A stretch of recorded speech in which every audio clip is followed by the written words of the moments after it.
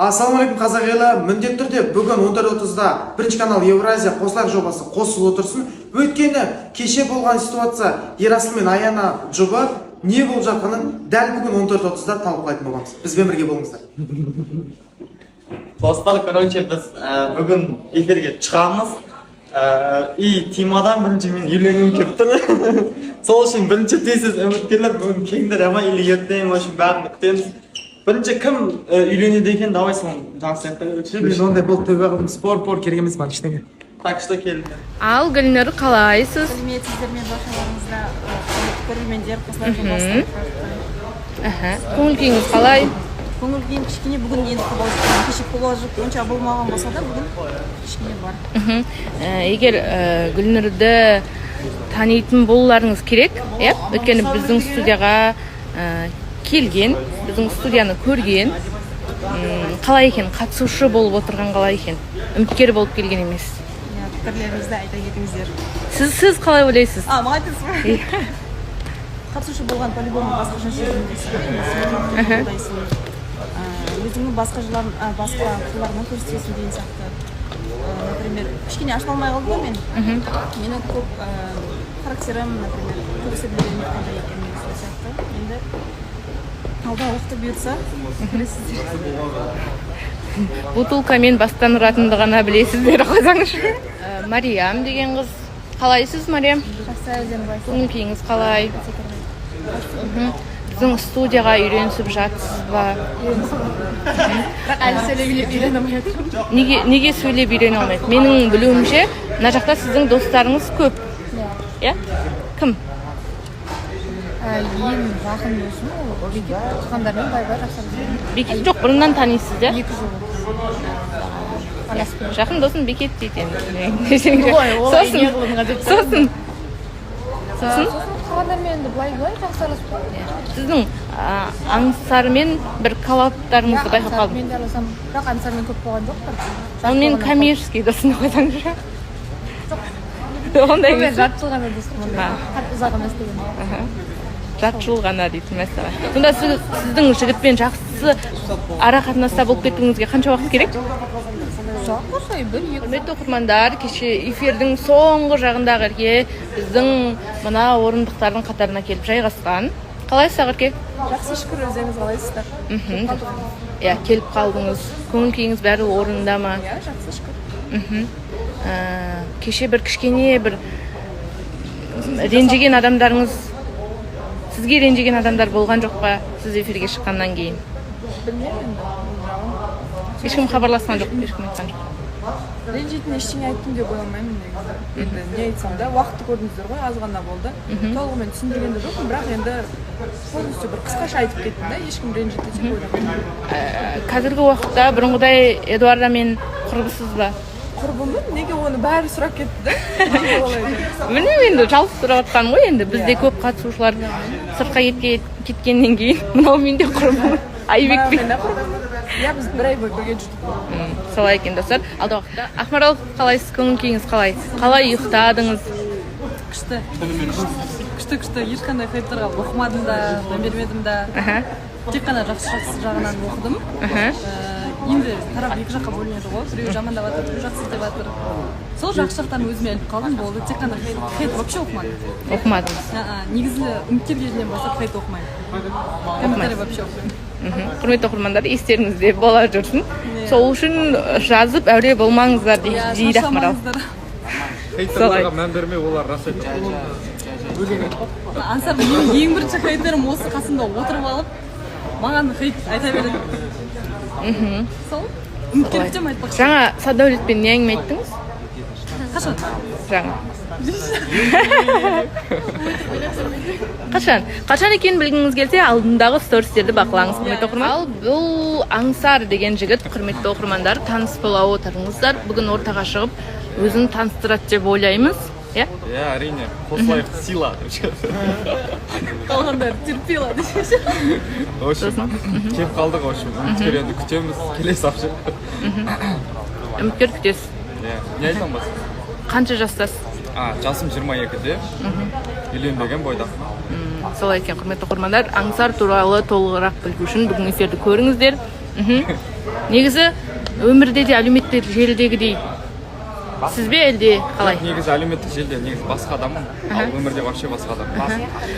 Мариям айтады, аңсар менің коммерциялық досым дейді. Иә, досым. Солай ма? Солай. Солай екен. Арамызда ештеңе жоқ. Бар деген жоқпын негізі. Басқа біреу бар негізі. Мәссаған. Сачи қалайсыз? Көңіл күйіңіз күшті шығар сіздің. Күшті. Керемет. Сіздің көңіл күйіңіз күшті болсын деп сіздің қыздарыңыз да келіп қойдық десек. Не қыздар? Күшті. Күшті әңгімелерді, естеліктерді еске түсіріп жүрсіз. Есіме түсіргізіп жіберіп жатсыздар. Біз ба? Мысалы, мен жаңа келе сала бір қыздың қасына барып әңгіме айт деп айтқан жоқпын. Иә. Соны айтамын. Сөйтіп, сіздің демалысыңыз қалай өтті? Демалыс болған жоқ менде, жұмыс істедім мен. Вообще демалыс жоқ. Жұмыстың да арасында уақыт тауып кездесулер жасадыңыз. Жоқ па? Мүлдем жоқ. Тек қана жұмыс. Қыздар, ну. Я одинок. Егер ақпарат шықса Шықпайды. шықпай ма? Құрметті оқырмандар, сенейік білмеймін енді Сәддәулеттің сара жолында сәтті ойбай сәтті. Зарин, неге түріңізді өзгерте салдыңыз? Қандай? Мен жаңа былай эмоциямен күштілеп еркешке бір әңгіме айтып жатыр едіңіз. Иә, сол еш жерде өзім білетін білмейтін нәрселерімді айтып жатырмын ғой. Комментарий туралы әңгіме айтып жатырмыз. Сонымен соған берік кеттім да, енді сіз келген соң күліп тұрайын деген ғой. Сіздерге күнде шыға бермейміз. Сонымен сіздің демалысыңыз қалай өтті? Жазда ма? Иә. Ой, мен үздіксіз вообще демалыс қатты болған жоқ негізі менде. Рилс түсіріп, күшті да өзім ұнайтын нәрсе. Сөйтіп не айтып жатыр едік? Сөйтіп жұмыс жасадыңыз. Иә, Тура демалысым. Сәддәулет екеуіңіздің демалыстарыңыз бірдей өтіпті. Мен оны подписан емеспін, өз басым инстаграммен жұмыс істедім. Жоқ, иә, ол да жұмыс істедім дейді, білмеймін енді. Өзім андай бір сіз блогерсіз ба деп айтады да, кейде мысалы парақшаға реклама бойынша жазады да, сол кезде барып түсіндім да, оказывается мен түсіріп жүрген нәрселерімізді адамдар блогер деп ойлайды екен деген сияқты. Сонымен қызық болып кетті маған жазып. Сонымен жаңа жұмыс бастадым, серіктестік. Сонымен қазір жұмыстарымыз күшті болып жатыр. Сөйтіп сіз кішкене оқырманды алдадыңыз. Мен тұрмысқа шығайын деп жатырмын деген намек. Иә? Иә, солай съемкалар болды ғой енді қазақша көйлекпен, сонымен солай салған кезде көбісі шынымен тұрмысқа шығады деп ойлаған екен. Мен интриганы негізі өлтіремін ғой. Солай екен. Маған сенбеңіздер дейсіз. Сенбеңіздер маған. Мынау қиын болайын деп тұр енді. Үміткер күтесіз? Иә, әрине үміткерімді Иә, күтемін. бүгіннен бастап Зарина өз үміткерін қабылдайды, жігіттер тезірек келіңіздер. Ал Айтып, Мансұр. нежданчик кіре салсын. Қалайсыз? Алейкум. Біздің жобадағы жас бойынша ең кіші сіз, иә? Иә, 18 жаста. Қалай екен біздің жобаның қатысушысы болған? Өте керемет ощущение. Үйреніп жатырмын. Жай уақыты келе ашыла беремін дальше больше. Кеше көп қыздар жазды. Иә, көп қыздар жазды. Сөйтіп не істедіңіз ол? Ол қыздарға әрине фан аккаунттарыма жауап беріп, жақсы отношение. Жоқ, қыздарға. Қыздарға ма? Жоқ, қыздарға айтарым, маған үміткер болып келгенін айтамын оларға. Одан басқа ештеңе әңгіме жоқ. Одан басқа ештеңе айтамын. Әрине. Бүгін Мансұрмен толығырақ танысатын боламыз, қыздар. Сол үшін міндетті түрде эфирді көріңіздер және Мансұрға үміткер болып келіңіздер. Иә, ал бұл Бекет деген жігіт кішкене тыныштық сақтаймыз, құрметті қатысушылар. Ассалаумағалейкум. Бекетпен де кеше танысып үлгермедік. Құрметті оқырмандар. Бүгін мен Алла қаласа шығып өзімді таныстырамын. Олай демейік 2:30-да эфирді көрейік бірге. Тамашалайық. Иә, міндетті түрде эфирді көріңіздер. Сіз есімі Бекет, жасыңыз? 24-те. Иә, 24 жасында. Кішігірім бір таныстық болсын, толығырақ эфирде танысамыз. Ал сіз алғашқы эфиріңіз туралы әсеріңізбен бөлісіңіз. Өте күшті болды. Керемет. Өте үлкен бір деңгейде өтті деп ойлаймын. Мен үшін. Енді бұрын сонда бұл жерде отпағанбыз, қандай эфирге шықпағанбыз дегендей. Бір жағынан қобалжу да болды, оны мойындайық. Әлеумде қобалжып жатыр, даже бүгін де қобалжып жатыр. Себебі бүгін мен өзімді таныстырамын Алла қаласа. Адам істеген адам істейді. Өзі бір-ақ күн болды ғой. Бұл кеше таныстырған өзін Адыл. Бәрі неге атын Адыл деп жазып қойғансыздар, неге Адыл деп айтасыздар дейді. Сол сұраққа өзіңіз жауап беріңіз.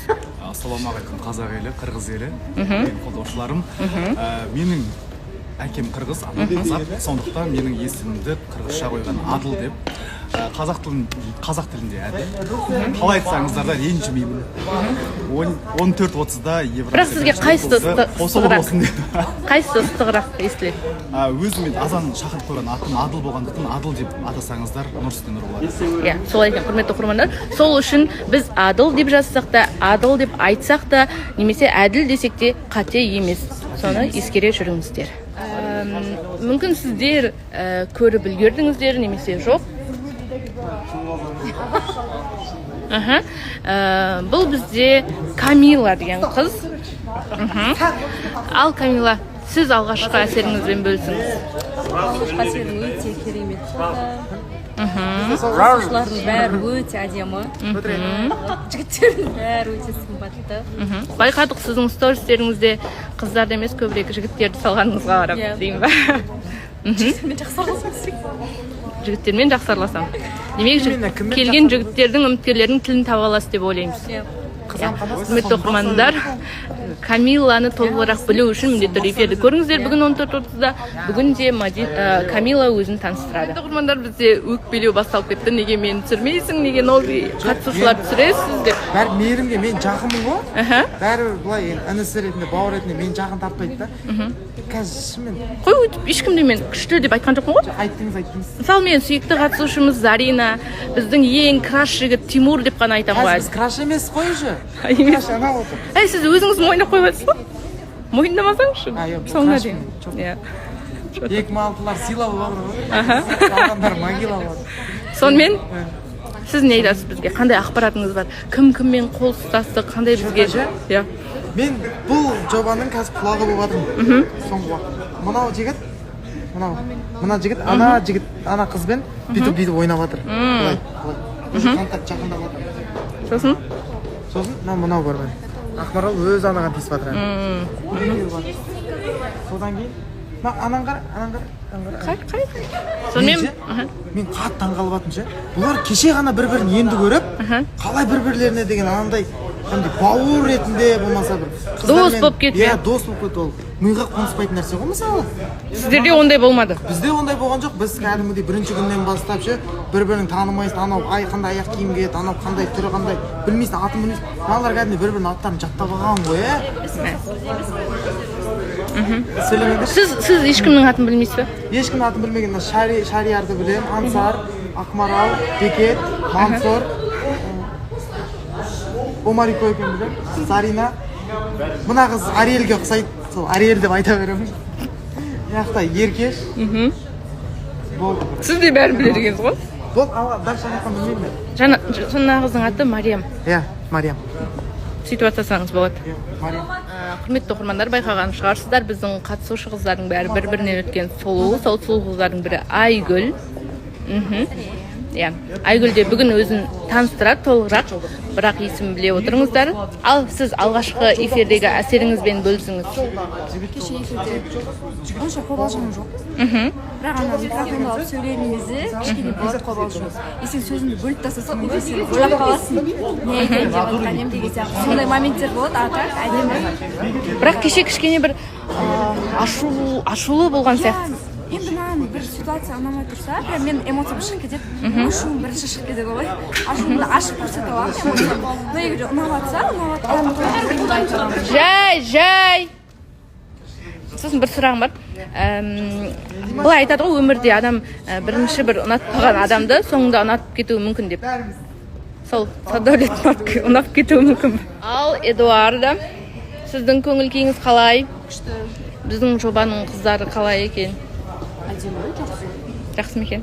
Жігіттер ше? Жақсы. Өзім әдемілік жақсы көремін ғой. Бірақ қыздарға бірінші көзім түспейді. Честно, қыз болсам да мойындаймын. Әдемі, бірінен бірі өткен. Бірақ жоқ, Бірақ көреміз деп. Сіз жазда немен айналыстыңыз?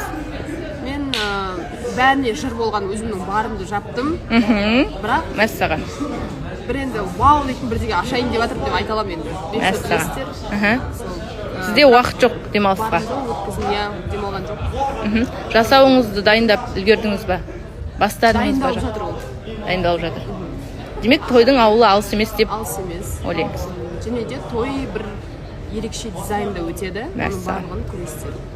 Иә, міндетті түрде біздің эфирді бақылаңыздар, барлығын бірге білеміз. Сіз Бекзат. Сәлем, сәлем. Көңіл күйіңіз. Атыңыз дұрыс айттым иә? Есіміңіз Бекзат. Көңіл күйіңіз керемет. Бүгін Зарина сияқты қыз күтесіз бе әлде? Заринаның өзі бола бере ма деп. Типажыңыз Зарина, иә? Неге Заринаның өзі емес деген сұрақ? Мүмкін. Зарина сізден қанша жасқа үлкен? Әлде үлкен емес? Зарина, сіз қанша жастасыз? 23. Сіз қанша жастасыз? 22-десіз. Болады екен, е? Сосын Заринадан баш... Еще мен талаптарымда бар ғой 25-ке дейін деген сияқты. Талапқа сәйкес келе ма? Алдағы уақытта енді көреміз. Еще мен бүгін шығамын ғой. 14-30-да көріңіздер. Иә, міндетті түрде көріңіздер, Бекзатпен толығырақ танысамыз. Фортуна сізді бір өкпелетіп алған жоқ па? Өкпелеткен жоқ, жаңағы деген айтқан пікірінің ұшы маған тиіп кетті. Жасым 35-те болсам да, көңілім жас. Үміткерлерді күтемін, бақытын табамын. Тима бір өте қызықты факт айтты, Тимадан сұрайықшы. Тима, жаңағы айтқан әңгімеңізді айтыңызшы, Адылға. Мынау айтамын да, мына братан, мен мамамнан бір жас үлкен екен. Ойлаңыздар. Кішкентай. Бір жас қана кіші екен. Менің мамамнан, папамнан 4 жас кішкентай. Мәссаған. Ерте үйленсе болса Тимадай балам болады деді. Сен братан эфирде балаң бар, бір емес 2 балаң бар. 2 балам бар. Мансұр Тимур мен Мансұрдың ата-анасынан бар жоғы Адыл, анасынан бірақ жас кішкентай екен. Ойлаңыздар. Мына жақта мен тағы Фортуна бар, бұл да біздің родной. Құрметті оқырмандар, біздің жобаның жаңа қатысушы Әлшер, сіздер дұрыс түсіндіңіздер. Енді Әлшер өзінің сүйіктісін осы жобада отырып іздейді. Қалайсыздар?